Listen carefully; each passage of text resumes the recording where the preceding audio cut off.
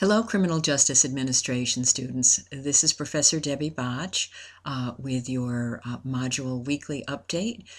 In the week ahead, we will be looking at Module 10 and Chapter 12 of our text, the PEAK text, on justice administration in corrections organizations. Mainly, we will be looking at issues that have to be addressed to ensure inmate safety, well-being, and the safety of all who are in corrections facilities. The chapter opens with a discussion of new approaches and legal issues related to the detention of juveniles and efforts to ensure the end of juvenile incarceration under conditions such as life without parole and also juvenile death penalty, which is being eliminated due to Supreme Court decisions which find this appropriate and for this age group.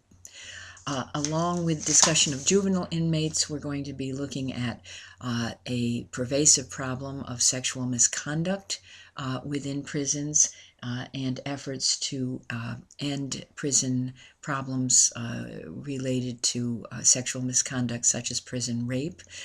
We'll talk about the Prison Rape Elimination Act and the data being collected and the steps being taken to control sexual violence within prisons. Some rather thorny issues are also being discussed, such as whether or not condoms should be issued to inmates in corrections facilities as a way of addressing problems such as HIV related to sexual activity in prisons.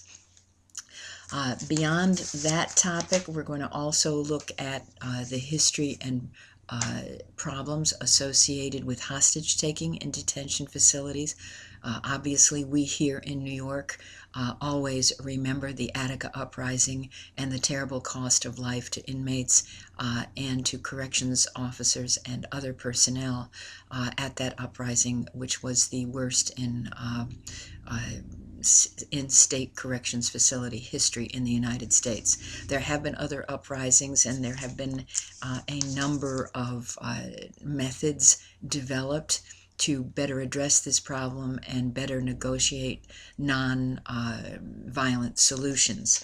So you will be looking at the critical response teams, that topic, that have been developed to deal with the hostage-taking situations or uprisings within prisons, both armed and not armed, and the use of tactical teams.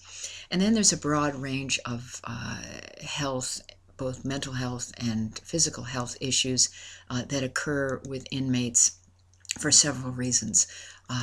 Of course, we know there are many who end up in prison who have drug addiction problems, and that topic will be looked at, as well as some solutions that have been successful in helping treat inmates with drug addiction problems, both in jails and in prisons.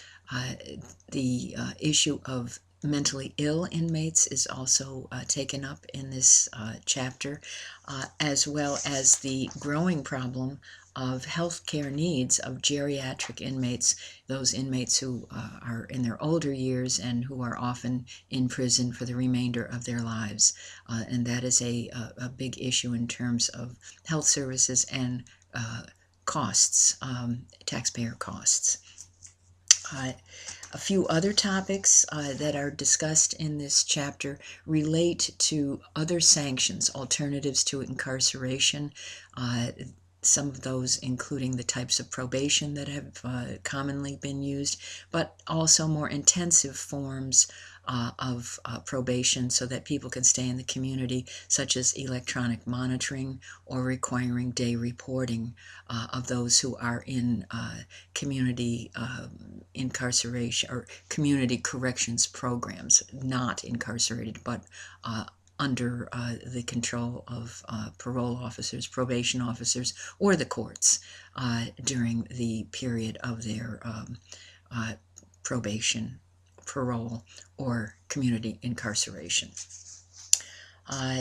So we'll conclude this chapter with the Unit 4 test, and more information is provided to you about how that test will be given and the time frame in which it must be completed in the weekly announcements section of the course. So I hope you enjoy concluding the topic of corrections administration and have an opportunity to read in depth about the many issues that must be addressed to ensure inmate and corrections officer and staff safety, as well as public safety that are associated with these issues. Thank you. Have a good week.